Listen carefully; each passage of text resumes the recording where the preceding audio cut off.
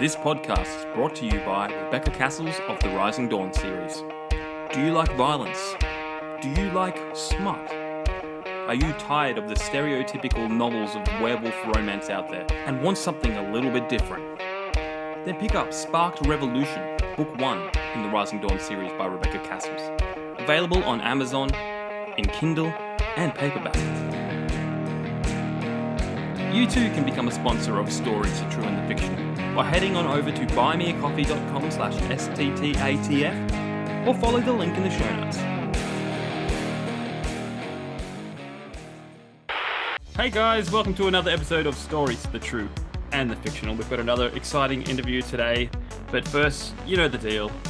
I'm your host, Jay O'Brien, but we have other sponsors as well. We have Rebecca Cassells. She has a new book out called Innocence Corrupted. Check that out if you like paranormal romance and stuff like that. Our other sponsor, Martin Kearns, I think he's just polished off his Valhalla series with his latest book, The Tides of Nirvana. So definitely check them out. And now that that's out of the way, Emma, how are you? Very good. How are you? Oh, you know, living the dream. It's great to have another Australian on. Yeah, I know. I'm nice. It's nice to have an interview or like a chat in the same time zone. Yes, and not too far away. You're in Sydney, aren't you? Yes, yeah. I'm Sydney based. I'm technically Blue Mountains, but not Blue Mountains. Yes, It's kind of like the greater region. Whenever someone says Blue Mountains, they go, "Oh, Three Sisters, oh, Katoomba, oh, Katoomba, Lura, yeah." Like, no, you drive straight past me. Yeah, beautiful. Yeah.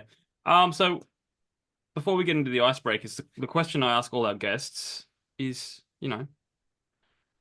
who is Emma? Who is Emma?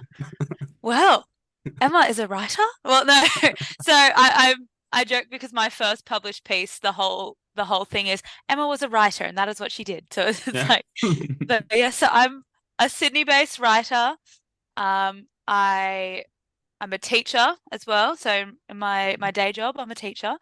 And yeah, I love reading, writing, archery. I'm a big nerd.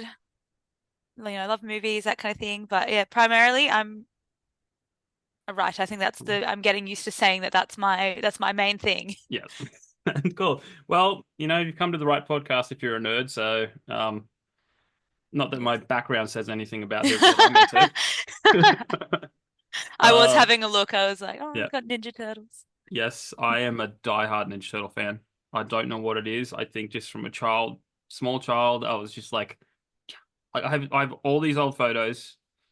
If you guys behave yourself, I might put some up of me at Australia's Wonderland, meeting the Ninja Turtles. I would have been amazing. 8 years old, and I'm just like, well, I have a lot of older brothers, so whatever they were watching, I was watching. So I grew up with like the 90s X-Men, Ninja Turtle, like all those shows. That was my So yeah, I'm all about that. Yeah, cool. Well, I'll move on from that. Well, it'll be the Ninja Turtle podcast. Not that I'll complain about that, but we have icebreaker questions for all our guests. Just to this isn't just a podcast about saying come on and sell your stuff. It's we want to get to know you, not just your books, not just what you write, but you as a person, because I don't think many podcasts do that. So straight out of the bat, selfish answers are encouraged. But if you could get rid of one thing in the world, what would it be? See, you're starting off with like the most controversial question, I feel. I feel like if I had to, because there are like tiers to how serious this answer could be. Yeah. Because like if I wanted to just do a completely like insignificant kind of answer, like leeches, I'd get rid of leeches because they're disgusting and icky. But then you can go a tier up and be like, well, I'm a teacher, and the thing that's annoying me at the moment is AI for assessments. And so and like AI is starting to freak me out in that way. So I'm like, maybe I just want to get rid of common access to that so that I don't have to keep putting these essays through through AI detectors or whatever. Yeah. But yeah, that's a very juicy juicy question, but maybe I'll just stick with my innocent leeches answer. Leeches, yeah, yeah. I mean, there could be so many levels to that. I mean, you could, metaphorically speaking, like there's societal leeches, Just the like concept of a yeah, parasite in general, yes, of a yeah. leech. I mean, you got to be careful. I don't know if you've seen that old show, Community, Yeah. and they're at the wishing well, and she's like, "I want to end all wars." No, wait, you got to think of the Yeah, consequences of ending all wars. Star Wars, you know, you know. that's it. Um, yeah. Ironically, that well, maybe she did wish for end all wars because Star Wars is kind of ending. Yeah. Yeah, but that's a whole other topic. Yeah, it's a whole other topic. All right, something's probably easy. What's on your bucket list? Okay. I have a very random, I've got two bucket lists in life. I've got my kind of career bucket list and then my life bucket list, and that's full of random stuff. So probably the first thing that comes to mind is ostrich riding. I really, really want to ride an ostrich. Wow. Yeah. Because last year I traveled with my friends, and when we got our travel insurance, it said it covered ostrich riding, and I didn't know people did that. And since Wow. then, I was really adamant. I was messaging every zoo or place that had animals on our travels, like, can we please ride your ostriches? And everyone was like, I think I got blocked by by a lot of places, but I really want to go ostrich riding. Are you sure that wasn't a prank? Like, how we pull drop bears on all our, know? Maybe, but I definitely fell for it. Yeah. It was on the insurance list, so I'm like, one day. Oh, I love that. I love that. It's weird because look, I wrote a book on emus and they freak me out. But I'm not that freaked out about ostriches. I don't, I don't.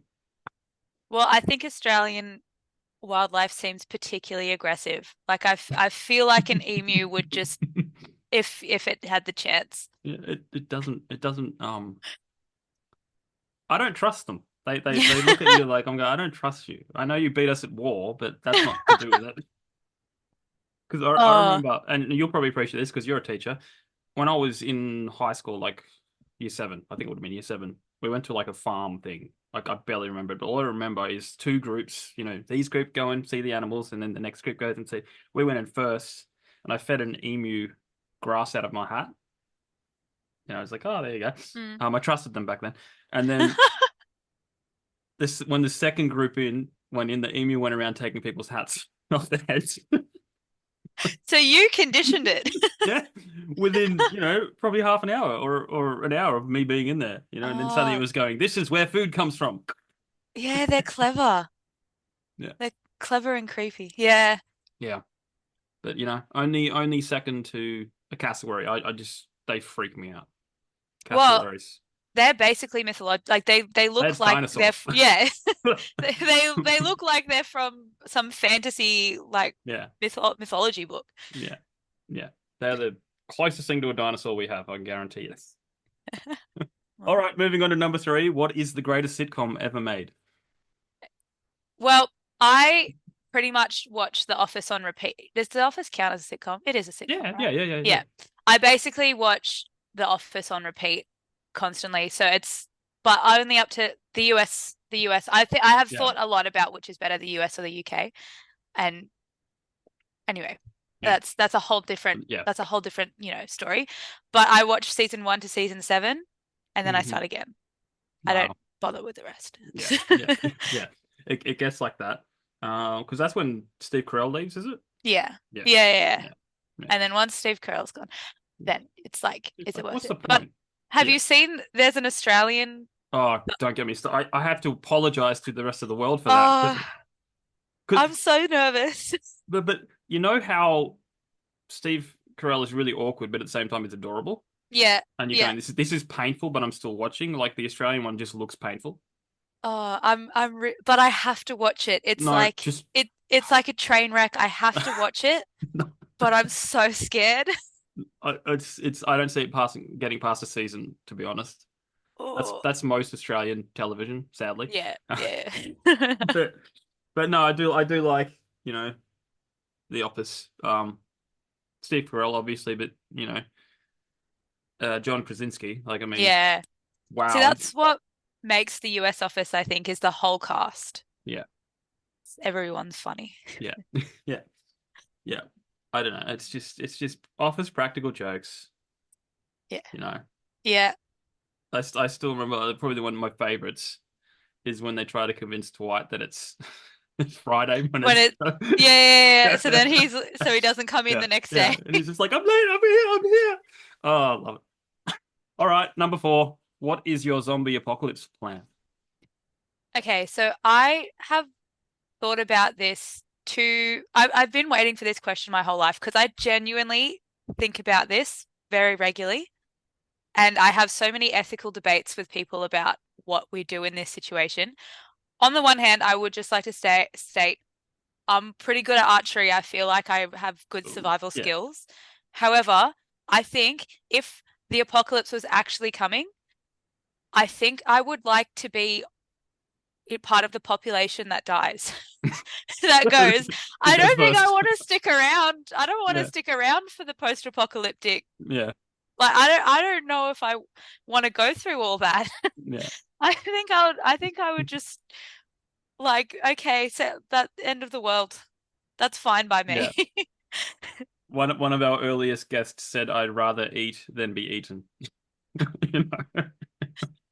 So I mean, and you're not really conscious at that point, I feel like you're gone. So I yeah, just yeah, yeah. No, look, most people say Bunnings or go to Bunnings or go to the mountains, and I'm already in the mountains, so yeah. I kind of feel like, So you're good. yeah, Just go I'll have, higher. yeah, I'll have to set up a little trading shop out the front. And go, if you want in, you've got what have you got? Yeah, You have to find a Bunnings in the mountains, and it'll just double yeah. The whammy. problem is my town has one road in, Oh, yeah. and So it like yeah, like just finished roadworks on it for a month, and it was like I had to sit there for 20 minutes the other day, far just out. 20 minutes. I was 4 minutes, no, it's 2 minutes from my front door going to work, and I had to sit there for 20 minutes. I mean, I guess one entry is like one area to block, Yeah, blockade. So that's yeah, pretty good. yeah, yeah. There are fire trails, but No. Okay. Final icebreaker question. Our favorite and most fun. So Elon Musk calls you up and offers you to test drive his new electric time machine. Because let's face it, if someone was going to create time travel, it would be Elon Musk and it would be Yes. electric. So what do you do? Where do you go? So I'm a history major, so this is like there are so many places I want to see. But if I only have one Trip? trip, Yeah. I feel like I would want to do like an experience, if that makes sense. So I think I would go to the Globe Theatre and I would Ooh. watch Macbeth on its opening night. Okay. Yeah, I think that's what if I only had one trip, Yeah. And I think it would have to be Macbeth because I feel like that would be the most epic on its Yeah. opening night. Yeah. Romeo and Juliet would probably be the most iconic, but Mhm. like Macbeth. Yeah.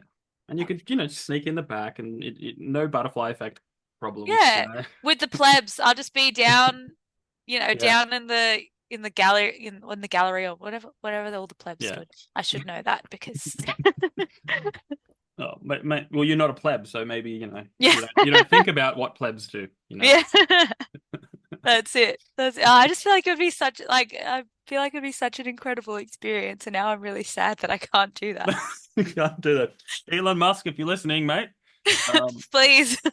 stop hanging out with Donald Trump and get on this right now. I want to see Shakespeare. Yes, yes. Yeah. What would you Oh, do? what would see, I have multiple things. I have the naughty thing of going back and getting like collectibles, and then they're going to increase in value, Yeah. or Yeah. go back and open a bank account, and then put. Oh, yeah, yeah. It's just stuff like that. But look, I love history too, and one of my like I really got into Ned Kelly a long Mm, time, probably 10 years ago, and that story. Like I got a friend who's a historian. I got a friend who made a bushranger film about Ben amazing. Hall, so it's like I know it inside and out, and all the controversy around it, but there's things that happen that we don't know that happened, Mm, and I'd love to just find out. go back, and I mean I have to be careful, Yeah. just don't be a cop. Don't Yeah. be a cop. Okay. Yeah. You know, but I will. That's Yeah, it. so much of history, you're like, also, where can I safely go? Like, I want to go back, but I want to be safe. Yeah. You know, Where are they not going to kill me if I like walk in? I'll go back wearing modern Ned Kelly armor. Yeah. Merch. Go to Glen Rowan, get some merch. Yeah, good. Yeah, no, I was down there. When was it? Earlier this year, and I ran into someone from Penrith. And it's just like I always meet people from there. I went to the Halls Gap and climbed a mountain, which is down in Victoria, and I met on the top of that mountain. I met someone from north of Sydney. Yeah. It's We're just like everywhere. it's just like. But then I go climb Mount Kosciuszko and I meet someone from Chicago. And I'm going, that makes more sense. This is a tourist. We're everywhere except the like iconic Aussie places. Yeah. But the best story, like, because my sister and brother-in-law went to Scotland probably 15 years ago, and they were living in my town. My town's got 13 streets, like probably 1,500 people. Like, it's a nowhere town. And they go to Scotland and they hear an Australian accent. They go, oh, where are you from? They go, Sydney, sort of. And they go, okay. Sort of. And they go like, oh, it's Western Sydney. And they're slowly working their way out west, because you tell people Bowen Mountain and they go, where's that? Yeah. And then they're both working their way out there. And they go, oh, it's near Courage. Oh, okay, it's near Courage. Oh, and then they go, we're both from the same town in Scotland. Like, what are the That's odds? amazing. That's such a mountain dance as well. Sydney, sort of. Sort Yeah, of. yeah. Well, it is interesting because Sydney goes like because they go Sydney, Western Sydney, Greater Western Sydney. They basically go Sydney all the way to the other end of the Blue Mountains. That's Sydney, apparently. Sydney. But then Yeah. you go to Melbourne and do the same distance here in Ballarat. Yeah. Ballarat isn't Melbourne. They're not trying to claim. Yeah, then No, very... soon New South Wales is just going to be called Sydney. Yeah, it's all Sydney. All one of us. Yeah, and as we know from the end of Independence Day, when they're showing all the capitals around the world, all these, yeah, we killed the aliens. They show Sydney. Yeah. Sydney is the capital. If they showed Canberra, they'd be like, "What's that? What is that? What country is that? It's War Memorial." Yeah, I love watching those like street interviews of people like asking Americans like, "What is the capital? What is the capital of Australia?" Yeah, And they're like, it's like the answer is always Sydney. Yeah, yeah. We got the best architecture, so. Well, that's the icebreakers done. Lovely. Now I guess we get to talk about you and your writing and all that jazz. This podcast is brought to you by Martin Kearns and the Valor of Valhalla series. In the battle between two ancient evils, can one naive young man become the last hope against powerful creatures of legend? Beneath the Veil is the gripping first book in the Valor of Valhalla dark urban fantasy series. If you like reluctant heroes, infernal myths, and bloody epic clashes, then you'll love Martin Kearns' formidable foray into the unknown. So head on over to readkearns.com and grab yourself a copy of Beneath the Veil today.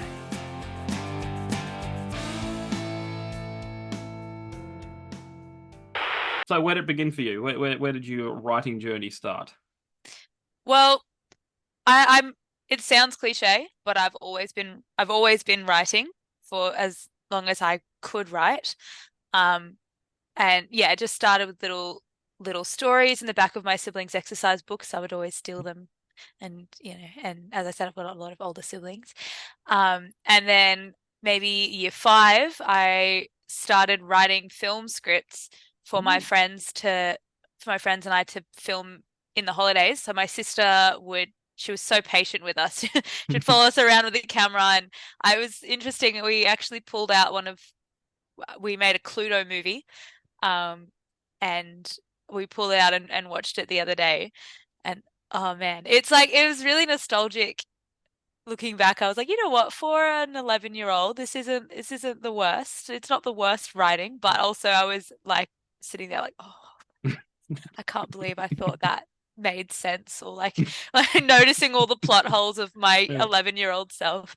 But it's actually really nice that we still have those, to be honest, to like look back on. So yeah, we started writing films, and then maybe when I got into high school was when I was when I really started being like, no, I'm going to write books. I'm going to write novels. And I Yeah. wrote my first book I wrote like two books, two and a half books when I was in high school. It was supposed to be a 5 book series, but I think I realized as I got a bit older, I realized I was like, this maybe this isn't my writing style. This was good for my development Mm. as a writer, but this isn't my style or my niche. And I also think when you start out, you start out kind of copying-ish the style and elements of your favorite series. And I was, Yeah. reading Percy Jackson and 39 Clues and all those, and also all of those books where it's like, teenager finds out they've got powers, and then all of a sudden they're in this like band of secret teenagers with powers, and like, it was that kind of, that kind of thing. So I was put that to rest because I was like, this was great. I love that I wrote these, but I think I developed in my style and found my own sort of narrator voice by then. So then, yeah, then I did uni, was still writing on the side, but it wasn't until maybe last year that because my whole life I've always been like, oh yeah, I'm going to be a writer one day. I want to be an author. I want to be an author. And then last year I was kind of like, oh, okay, well, I'm older. So this is when I do Do it. that. And so I started submitting. So far I've just had short stories and poems published. But like I want to be a novelist. I want that to be my main thing. Yeah, that's a mammoth thing. Because I write novellas mainly because it's easier. You know? Well, in But some ways, but yeah, then also you have to be more yeah, concise yeah, and yeah. I'm still figuring it because I've only been writing, I think, 5 years, 4 years. You know, I know nothing about it. I've been yeah. learning as I go. And my first book got published, and we're going like the first thing, Amazing. first thing I ever wrote. Ironically, it was a screenplay first, and then that got picked up and it almost got made, went into pre-production and it fell through. Amazing. And then that was the first screenplay ever written. And then I'm going like, how's like, um, I don't know how it happened. It just did. Um, That's amazing. yeah. And then now I'm like figuring out other genre. I'm figuring out my genres because like I write kids book about emus, and then I've written a zombie trilogy, which was, Oh, fantastic. you know, it's been a nightmare. Like honest, because I'm taking it from a screenplay to a book, and Yeah. it's just hard because it's dialogue heavy and you want to, so it's an experiment. I'm going to release the whole thing in paperback at the end of the year probably, but Oh, fantastic. I call Keep it me updated. I'll keep yeah, it's an experiment. Let's just say that I'm going to put all 3 books under one paperback and then see that. But Yeah. I do remember as a kid making up stories and stuff like that. Like I don't remember much. I had a pretty rough childhood, but had a pretty happy child at the same time, rough and Yeah. happy. But I remember writing a story about Bowen Mountain Birdman and met a superhero, which is funny Amazing. because my town is just like relatively crime free. Let's just say that. And I think we had drug dealers a few doors up, like pot or whatever. And I was friends with them, so it's like, well, there's the crime. I think I remember us playing as kids, sneaking out of the house at night and going down the streets trying to fight crime, and going like, "Isn't the criminals at your house?" Yeah. Like, Yeah. Were they the villains in your yeah, in yeah, your yeah. Birdman? No, no, I barely remember. All I remember is that I wrote it and I drew a picture when I was 7. It was so funny. Um, Yeah. but yeah. Now I do have a question Yeah. because I know that Amy Cormack, who we're mutual friends with, we follow Amy. He's all about the maps in books. How do you feel about maps in books? Maps and books. Maps in books, are you yay or Oh, nay? yay. Yay? Yay. I love maps and books. It gives it such a sense of realism. Yeah. I I mean, to be honest, when I'm reading the book, I don't check Yeah. the map. I Like, don't oh, follow it. yeah. Yeah, I'm not that kind of, dedicated. Oh, there we go. There's the hand flapping. Anyway, that was a One. very One. one little tally in the corner. Ding ding ding Um, ding um, ding. Yeah, no, I'm not as dedicated. Oh, see, now I'm really conscious. I'm really conscious of what I'm doing with my hands. But I just love the look of it. I love the aesthetic, Yeah, and I love my fantasy books with maps. But I think only if it's like another world. Like yeah, I don't need one of like, Chicago. yeah, Yeah, exactly. I always yeah, when I see those, I'm just like, yeah, or yeah, like a map of Ireland. I'm like, yeah, okay, yeah, I can look that yeah, up if I need to. yeah. But yeah, no, Hey, I'm a big maps fan. cool. Yeah, I never really thought about him until I think. Yeah, Amy was the first one to mention it, and then we had D.H. Hoskins on, who has a really cool book about it's like political it's like politics in a fantasy world. Like there's a big, Nice. post-war they come together and they're going like we need to outlaw necromancy and Oh, beautiful. Oh, that's I'm going awesome. it was so cool. It's like usually politics is pretty boring, but this is Yeah. like fantasy world and he's got a map because you kind of need to know where these nations come from, It's just like Yeah. Well, I think with fantasy, particularly high fantasy, I think it's super useful. And obviously Tolkien's like the great trailblazer of yeah, of that, and just really big focus on world building. yeah, And I think with high fantasy, world building is such a significant yeah. aspect of it.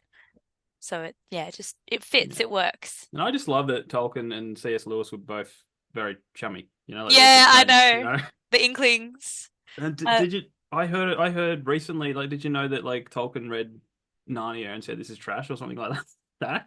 And well, then, because I think because Tolkien had such an intent, like he had such a yeah, this is what fantasy is and this is what yeah. fantasy should be. And I know that they really clashed.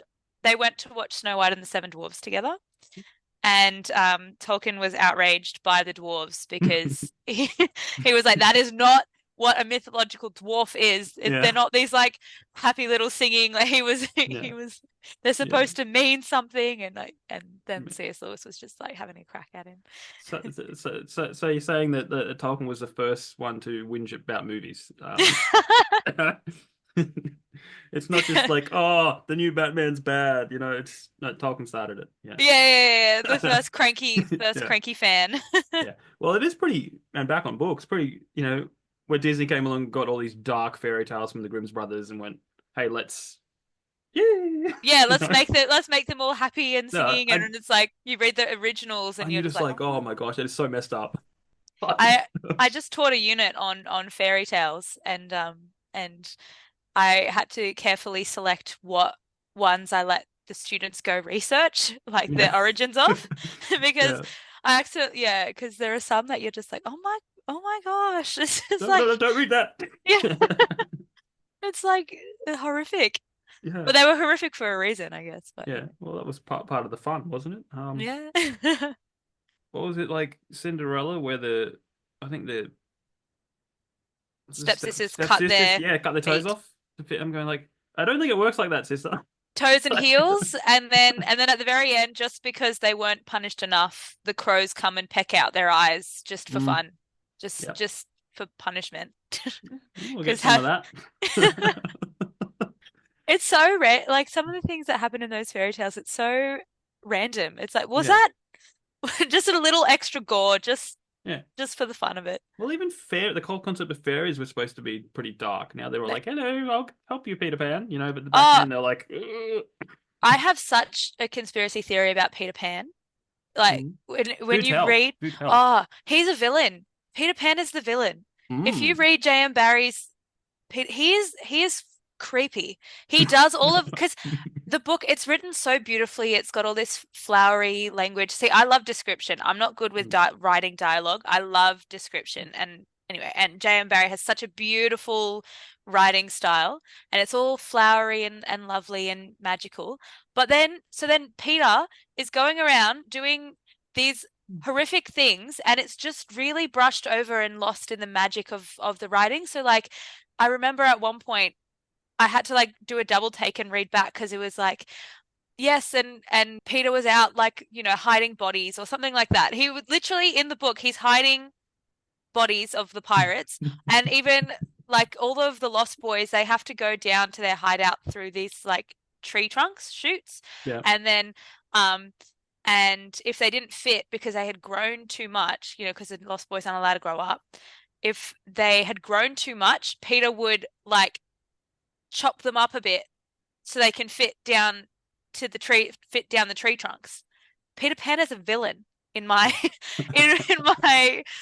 in my eyes. And I think there's supposed to be this sort of like scariness about not growing up. Yeah. I think he's supposed to kind of be a little bit uncomfortable. But anyway, that's my that's my rant on Peter Pan. Yeah. I remember when I read it, I was expecting some beautiful Disney fairy tale, and I was like, Yeah. oh my gosh, he's really scary. Yeah. So it's like the Karate Kid. Yeah, like Karate How Kid. yeah, you know how well the way they say, I mean, this came up on How I Met Your Mother, that Johnny Lawrence is the hero and And then Daniel LaRusso is the bad guy. Like when you think about it, when you think about it, because Daniel's son won with an illegal kick, yeah, and it's just like, yeah, and it's it's just like true. there's this whole thing. You go through the movie, like the new Cobra Kai series is fantastic, and they touch on that a lot. I haven't Um, seen it. it's really good. Like later season, like this is the last season, but they should have ended last like the season. When they go one too Yeah, many, they go yeah, one too many, or if it's supernatural, 10 too many. But that's yeah. another story. I have huge problems with that. No, I was having a rant to someone the other day about when you, yeah, when series don't know just when to leave it. Just It stop. just Yeah, stop. It yeah, was good. We had a good thing. Just yeah, end it, because then you always have, a really unfortunate last season, or even an unfortunate last book. yeah, Like, doesn't have to yeah, be that long. yeah. Just yeah. Like you got to do the Seinfeld thing. Like everyone took their thing from Seinfeld, where it's like you end on a high. Yeah. Yeah, sure, you'll make some more money, but you got to choose the story over the paycheck, pretty Yeah, much. yeah. That's it. Yeah. It's a good way to put it, actually. It's like, what's the priority? That's it. All right, so let's talk about some of your influences, your favorite authors, and all that. Like, who do you like to read to get some inspiration? So, okay, so I've got two ways of answering this question. First of all, authors I love. I really love Neil Gaiman's writing style. I love his narr. So as I said, I my main thing is sort of description, and I love narrator voice. So all of my most of my writing, especially my novels, it's like the narrator is their own character, and it's like they're talking to you, and they've got their own sort of quirks, and they'll like sometimes have little divergences, that sort of thing. And I think Neil Gaiman does that really, really well. So I really like Neil Gaiman's writing style. I love Brandon Sanderson. Um, yeah, for many reasons, for his writing style, and I love his career trajectory, if that makes sense. Like I love Yeah. the variety of books he's got, and yeah, I really like Brandon Sanderson. Um, Marissa Meyer to an extent as well, for her sort of young adult fiction, was a massive influence on me when I was in high school, and sort of figuring out my writing voice. The thing is, my current project, I've got many planned, but the one that I'm really trying to push out at the moment, is steampunk. Ooh. And I love steampunk, but I actually find it really hard to find steampunk books. So I've been going on this whole all of the bookshops I go to, and secondhand like book Ooh. fairs and whatever, I'm really, really trying to pick out as many steampunk things as I can, because I think it's important to immerse yourself Yeah. in the genre and see Yeah. how other writers have done it. Um, Not because I don't really believe there are rules to writing Mm. a genre, Yeah. but it's just good to see how other people do it. And I find, yeah, I really struggle to find steampunk books, Yeah. I think. Well, that's probably a good thing and a bad thing, because it means you found a niche, you Yeah. know, and you can be the new big one, essentially. Like, you know. Yeah, I hope so. I mean, apparently that's how some people get bestsellers on Amazon, is they even though their book is not in that genre, they find that, Yeah. like like some random how to garden in the Middle East, or And they put it somewhere, and they put it in, and then it's just like now you're in that category, but lots of it's people are a buying the really book. small category. Yeah, it's like that. Like, okay, so how I did mean, you get that's a into handy. steampunk? How did you get into steampunk? Well, I think the idea the idea of the book found me before the genre did, if that makes Oh, sense. okay. So it wasn't like I had a particular interest in this genre. Um, yeah, I was such a I was such a daydreamer Mm, as a student. I was looking back me at too. yeah, I found my old note notes and stuff from when I was Mm, like in high school, and the back pages are just riddled with drawings and like little passages and like oh, I just, I was drawing mages and whatever. I just spent most of my time daydreaming. mhm. And I think so for a little bit of context about my book, my work in progress, it's so I've taken nursery rhymes and put them in Victorian England. So it's set in our world, and there are Yep. steampunk elements in it. So it's not the sort of steampunk where you've got like, high rises and blimps and like all this. Yeah. It's set in Victorian England, and there's like this sort of underground steampunk Mm, world going on. Um, and yeah, so but the idea came to me. I was probably in maths class. I think it was maths. And I was just sort of staring out the window, and had for some reason Miss Muffet, like the little Miss Muffet, stuck in my head. And I was like staring out at the oval, imagining her sitting under, the tree outside my classroom. And like I don't know, I was just imagining the nursery rhyme. And I was like, okay, but what if the spider that scares her away is like massive, and like maybe it's like made of like a massive robot spider. But then I yeah. was like, but I don't want it to be futury, because that's like I like the Victoria. So then so Yeah. it just turned into that like, Yeah. and that was the first introduction to that yeah, to that story. And then through that I discovered the steampunk genre, Yeah. and because I just, and then the rest of the story, like that's just like that was the thought that inspired the story. But the main plot, it's about the son of Humpty Dumpty, who's not an egg. I always have to clarify. He's not an egg in my Yeah. story. Um, Well, he never really trying to, was. yeah, No? there's nothing in it that says he's an egg. It's just some of Like, the, it's a no, it's a historical. Again, it's how can we take it like an old school story and then turn it into a kids book? yeah, Yeah. that's it. Yeah. It's yeah, and then it became, it's like, anyway, it just became the norm that he was depicted as an egg. Yeah. It's like in Romeo and Juliet, there's Yeah. actually no mention of a balcony. We've just put to Mm. it that there has to be a balcony, because that's how it started being told, with a balcony. Anyway, that's a little divergence. Um, but yeah, so it's about the son of Humpty Dumpty trying to find out what happened to his dad. And Victorian England set in our real timeline, but with this underground steampunk. Now I'm thinking, let's take it another direction to John Wick style. Like someone killed my father. Yeah. But now I'm picturing him as an egg, John Wick as an Yeah. egg. Oh, someone's got to edit that, please. Hey, my mate Chris, he's probably already AIing it as we speak. He's obsessed with John that. Wick is an egg. No, just AI, anything. Like he just Oh, really? because he uses it for work. Like Yeah.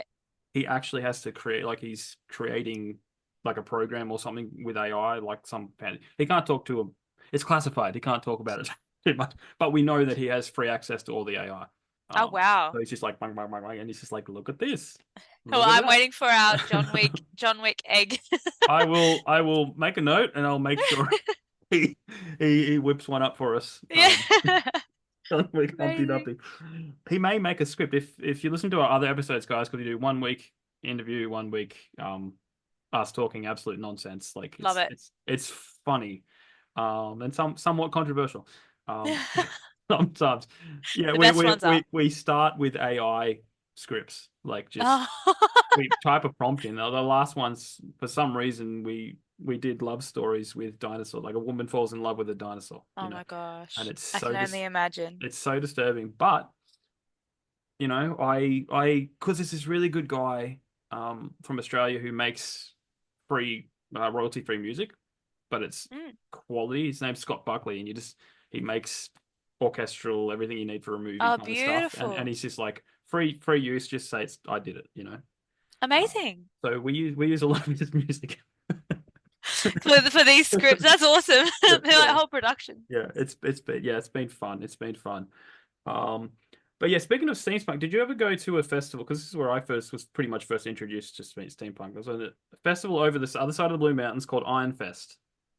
No, You never, no, I've never been to a steampunk specific one. I've been to medieval yeah, festivals, and yeah, often there yeah, is a little steampunk niche there. yeah. I actually have spotted one coming up, I think in Goulburn, which Mm, I'm thinking of going to because yeah, I mean, I'm trying to collect all of the yeah. steampunk And there's a whole experiences I can. there's a whole lot of a market there. Yeah. So you're like, oh, you want to Actually, buy that's my a good book? point. Yeah, Yeah, that is yeah. a good point. Network, Emma, network. Um, yeah, no, it's because Ironfest was like, have you heard of Winterfest out in the Hawkesbury? Yeah, Yes, yeah, yeah. that was a quarter of Ironfest. So Ironfest, Really? COVID killed Ironfest basically. I think it's starting back up now, but it's way, way further out. So it'll be like a 4 hour drive or something. But it was medieval, it was Civil War, it was World War I, and it was steampunk. Like Oh, all that's of that was really around there. cool. And it was so cool. You walk around and there's always people selling steampunk, like Nerf guns done up steampunk style, and you're like, these are so cool. Oh, I These want are one. but there's like, steampunk people walking around everywhere. Well, if you notice, I've got my steampunk merch, got my steampunk Hmm. earrings. I'm sort of collecting my little box of random steampunk things. Just that's nice. I like having them around Yeah. when I'm writing. I like to kind of have I like to really sometimes I call myself a bit of a method writer. It's like method acting, but like a method. Yeah. I like to kind of like you'll Embody. often find me acting things out, or like if Yeah. my characters no, like for example, I've got a character who's a thief. Um Goldilocks actually. Anyway. So you've been going on a bit of a robbing spree lately, Well, haven't you? well, I bought myself the like lock picks and like this whole kit. I've been learning how to like pick locks and that kind of thing Oh because wow. I want to be able to write it properly and because originally wrote her lock picking scene based off my knowledge from Skyrim or like Oblivion, like those Elder Scrolls games, right? You just got to And turn it, wiggle, wiggle. yeah, Oh, wait for the vibration. that's it, right? That was my knowledge of lockpicking, and I was like, Yeah. I'm sure this isn't very accurate. So then I bought a lockpick set, and I was like, oh man, I know this is nothing like Skyrim. What's that? Is the police knocking on your door? Yeah, What do you need those?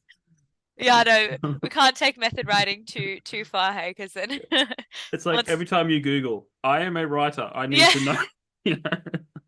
Well, that especially because again, this one has got a little bit of a mystery element to it. Yeah. Like, what happened to Humpty is a bit of a murder mystery element Yeah. to it. So some of the things I'm looking up, I really have to I'm sure I've been flagged. I've probably got Yeah. my own like Yeah. agent just monitoring my Yeah. searches. Yeah. No, it's worse. It's Albo. Albo's outside. What are you doing there, Emma? You're gonna break into the government house, are you? No. Yeah. Well, I mean, maybe I've got my lockpick kit Ooh, right here. So like, that's really fancy. Oh wait, yeah, I it know. comes with a lock?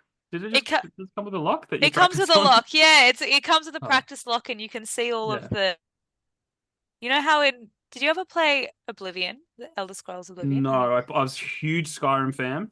Yeah. Well, the lock picking you used to have to like tap them up. So that's what I Yeah. thought I had to do. I had the little picks and I was like tapping them up. Yeah. Didn't work. Yeah. The irony is that the lock picking only works on that lock. No. Yeah, I know.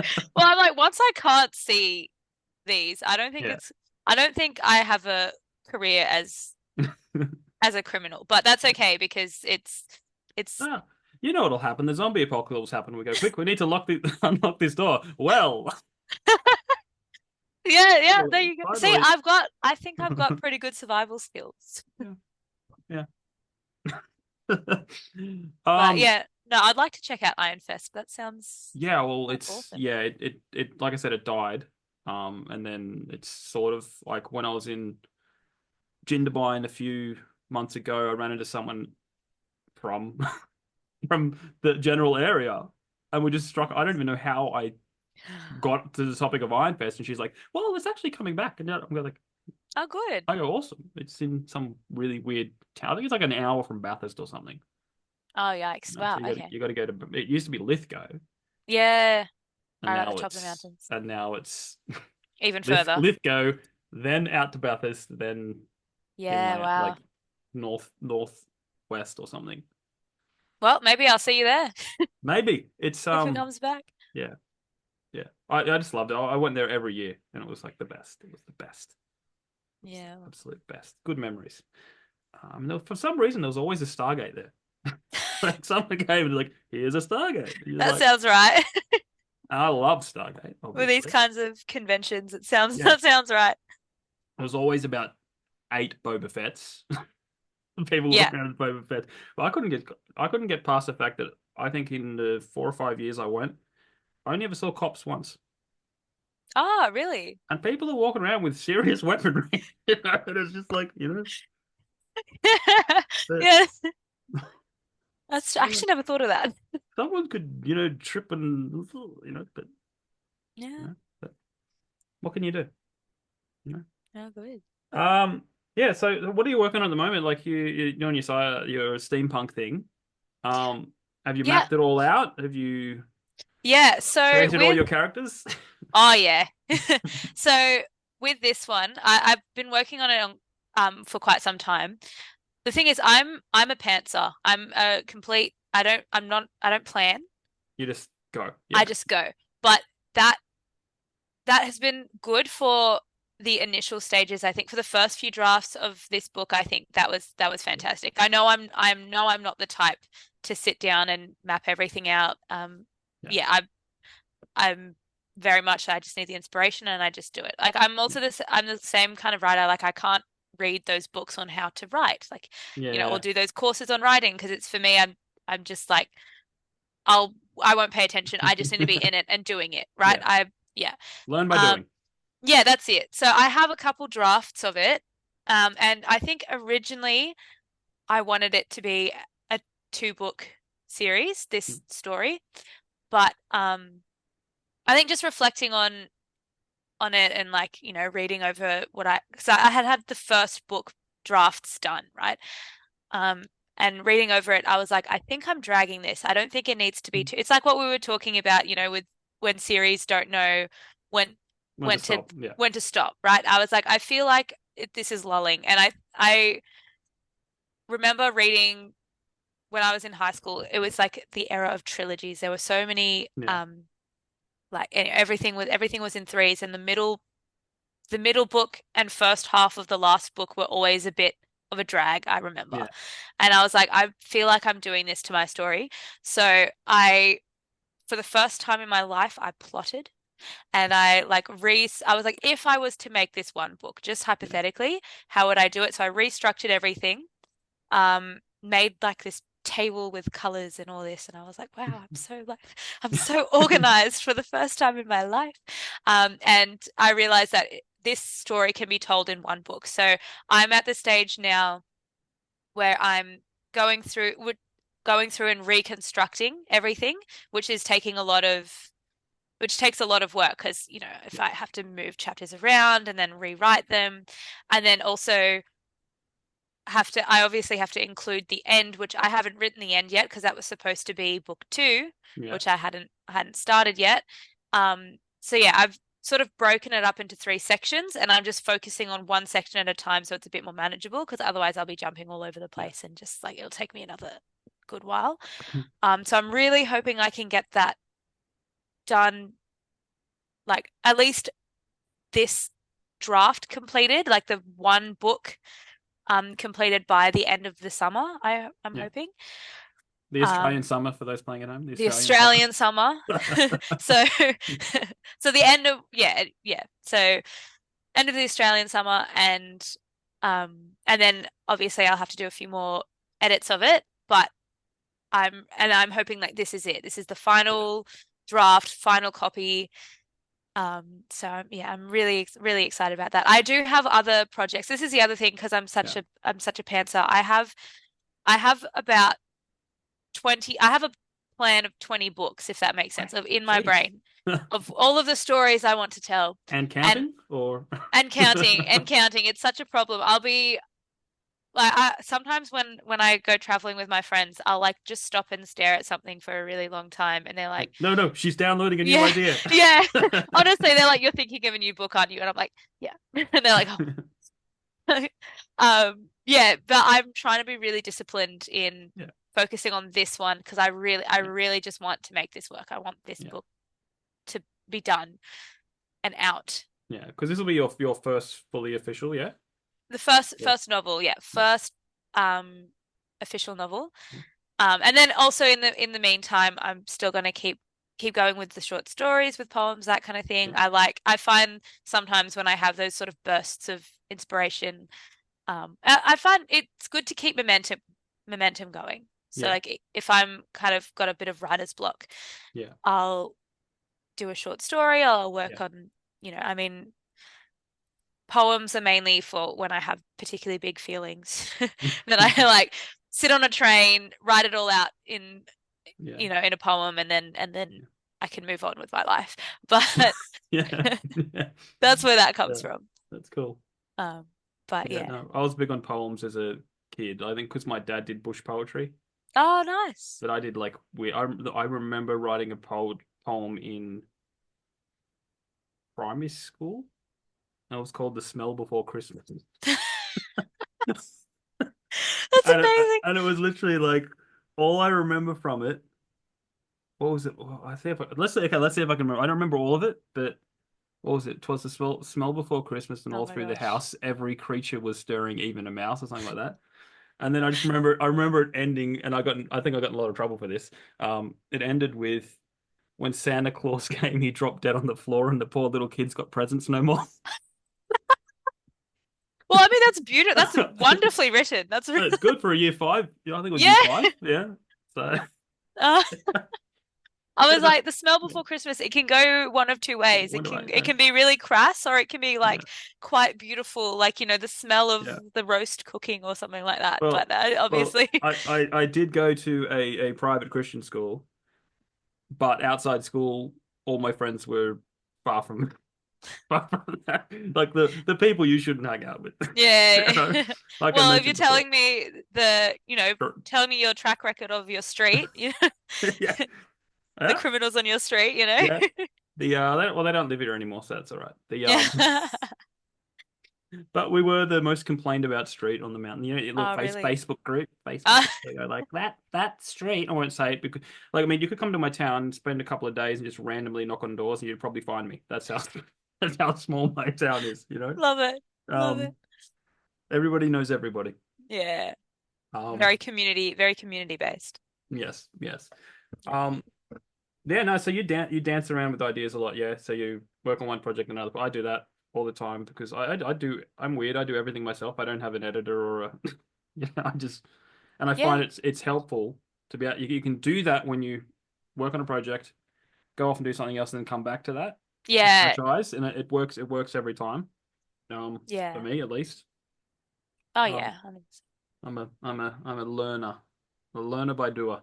Yeah, me too. Me too. I can't I think I tried to do a writing course at uni. Um and I think I went to one lecture and I was like, this is a waste of time. Yeah, Because I was like, there's so much procedure. And for some people, I think procedure and method and that yeah, really works for some people. But I think I'm a bit more on the end of yeah, I need that sort of creative freedom. I definitely cannot have someone telling me how to come up with my story or yeah, how to think. It just sort of annoyed me. So I was like, yeah, okay. yeah, I was like, yeah. And even with like, because I got mine, I went with a hybrid publisher for my emu book, and that was a reasonably easy process because the whole thing was already done pretty much, and they just said tweak this, tweak that. But I feel like I want that freedom. I want that, I have a vision. yeah, And it's like I have a friend who's a filmmaker, and he makes all these wonderful movies. But at the end of the day, the film movies finish, and they're like the production or the producers are like, take this out. You got this is too long, and Yeah. they get the final say. That's why the and we're talking about this on the last podcast. The Kingdom of Heaven, old Ridley Scott movie, I haven't um, seen it. with Orlando Bloom, pretty old one. Oh, So there's the theatrical release and then the director's cut, and the director's cut is just phenomenal because yeah. it's the vision of what the man wanted to do. Same with there's a whole old King Arthur movie with Clive Owen, and Oh. they filmed an MA rated movie, and then went, Mm. oh, Pirates of the Caribbean are doing really well, let's make it PG or M or whatever. And then so they've got to take out all this, yeah, Yeah. and everyone went, that movie's crap. But then you watch the director's cut and you're like, yeah, you know.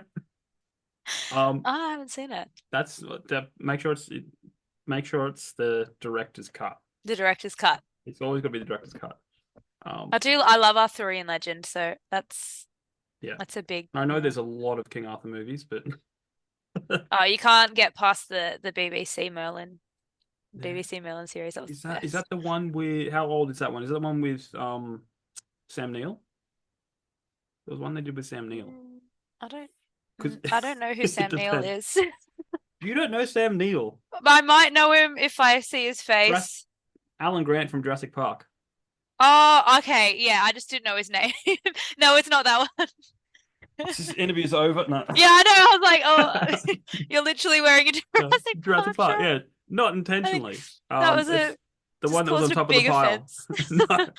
No, no, no. I don't get offended unless someone says season 10 of Supernatural is the best. I don't know. Oh No. man. Um.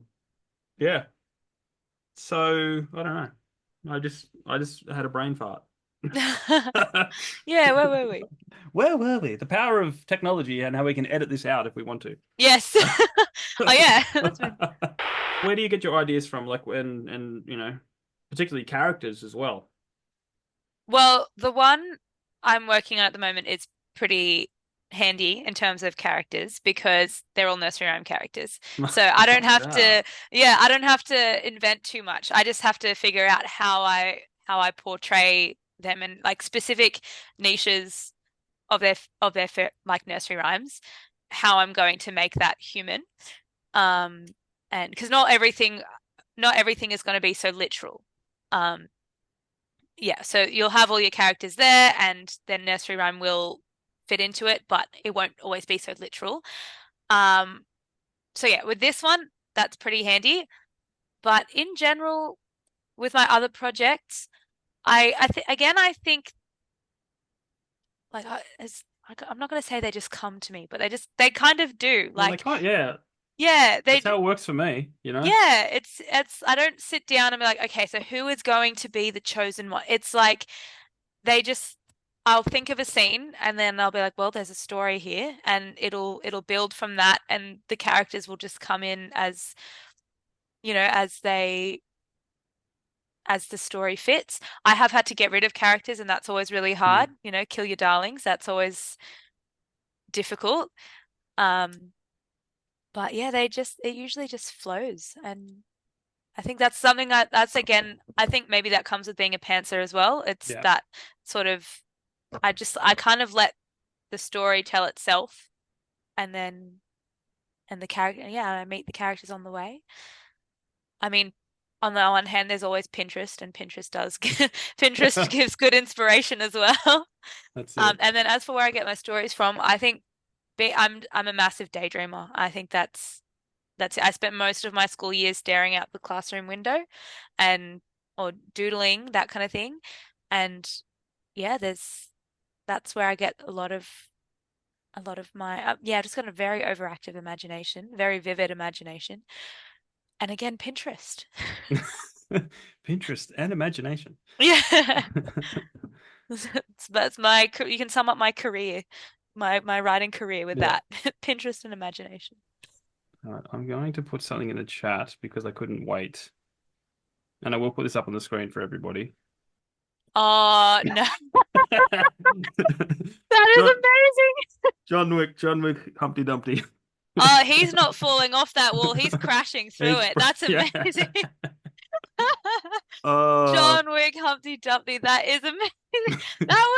That was quick. Was yeah. this your No, Chris? Is your friend no, Chris? no. I've got the same app. Amazing.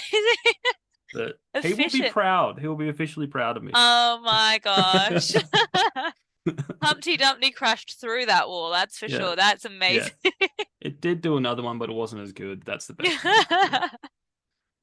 It knew Oh, exactly what I wanted. yeah, It's it could not be more perfect. because look, I love AI, but I hate AI at the same time because I did a cartooning course way back when. I love the whole Yeah, art side of things, and I don't want this to take like it's robbing the that's lives of.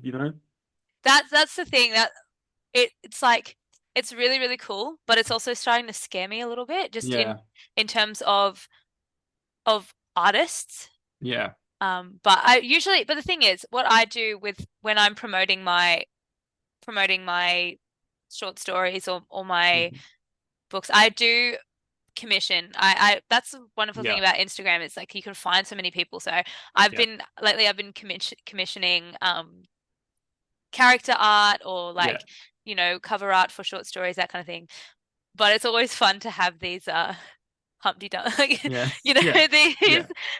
um oh man, John Wick Humpty Dumpies, that's fantastic. It's I'm keeping that. yeah, it's definitely going in a soundbite. Yeah, Yeah. but no, look, I'm because I think AI is good. Like my mate Chris always argues, oh, it's just a tool. It's just a tool, and I think if I use it, it would be to generate a concept, give it to an artist, and let them Yeah, and create let them something. You know, create it. that's the only way I can see myself really using it. It's a lot of fun doing scripts, and it is insanely like again, Chris did like, oh, do John Wick goes to the Scrubs hospital and Mm-mm-mm. and it is Scrubs to a T and it's just like wow, this thing knows. This thing Yeah. knows. And a million times he's said like ChatGPT writes a better script than Disney. Like for Star Wars. And it's true, like because it's pulling from a source of people love certain things about Star Wars and certain Disney movies and stuff like that. And ChatGPT knows what these Knows people what they love, want. you know? Yeah. This is Yeah. what they want. Yet Disney doesn't. Hmm. Yeah. You know? I just my brain just flashes to 2001: Space Odyssey. Mm-hmm. Hal. Like, is it soon we're gonna be he's gonna be speaking to us. It's, Yeah. it's like, yeah. Yeah. It's gonna be, yeah, man. But But, we've opened Pandora's box. yeah, I know. Yeah. Yeah, we have it feels like that, doesn't Yeah. it? It's But very I'm old school and I'm always going to have real artists do stuff a yeah. lot more. Because I mean, I was going to bring this up on my next podcast, but I may as well say it now. My next project's already pretty much done and dusted. Like Amazing. my next idea, um, and it's basically I started playing Dungeons and Dragons with my mates once a month, Love it. and Love it. and so basically I'm just going to turn what happens in that into a book. You know, Awesome. why not? Awesome. See if people can realize where people rolled poorly. Yeah. you know, because it's essentially you got the whole outline there, you got the whole That's synopsis so there, and fun. Yeah. it's done. And you can, yeah, I want to get like the old school Winnie the Pooh style of drawings. Like it's there's no background, it's just like black and white. I want to Yeah. find an artist that can do that kind of thing. So you slot it on, the start of each chapter or whatever. Yeah, yeah, yeah. Um, Beautiful. because that's super cool. But it also, my mind's doing this again. Yeah, yeah, Right. yeah. There's this old comic book, I think it was about 10, 15 years old, called Axe Cop. And it's basically like they did a cartoon series of it. It's hilarious. But there was like a comic book artist writer called Ethan Nicole. I think he was 29 and he found out he had a half brother, and his Oh wow. half brother was 6 years old. Oh And they wow. played together in the backyard, and it was like as kids do, the most weirdest random thing. Like, I'm Max Cop, yada yada. And he just started to draw and write everything they were playing with into a comic strip. Oh, that's So awesome. it's written by a 5-year-old, That five, is 6-year-old. awesome. None of it makes sense. You're watching this show going, what is this? And then you realize, oh, it's a 5-year-old. It's the You imagination know? of a 5-year-old. and it is so funny. It is the funniest thing you'll ever read, funniest thing you'll ever see. Axe Lots Cop. of axe cops, lots of clips on YouTube. Check it out. Yeah, It's man. got Nick Offerman, Ron Swanson from Parks and Rec. Oh yeah, yeah, yeah, no way. He voices axe cop, you know, That's perfect. and it's so good. It is so good. I highly recommend it. Just remember, it's written by a 5-year-old. Yeah, but that's the beauty of it. Yeah, I just think of the games that me and my siblings used to play yeah. when I was a kid, and I'm like, oh my gosh, imagine, just Did you imagine did you have a witch in your town too when you were growing up? a witch, Like there like was a a real. witch, like Oh yeah, you know, there were the yeah, witches. There were the yeah. witches. Because Yeah, we used to run down the bush, and because yeah, it's like basically every single street is bush on one side of it because it's a yeah. so run down the fire trail and then you can sort of see a house through the trees and like that's where That's the where the witch witch. lives. Yeah. Probably not, but Well, we had a lady who we had a rabbit. Anyway, she threatened to turn our rabbit into a pie. And Ooh. so she, and so in our brains, we're just thinking Hansel and Gretel. We were like, like it was, No, she was just going to do it the traditional way, yeah.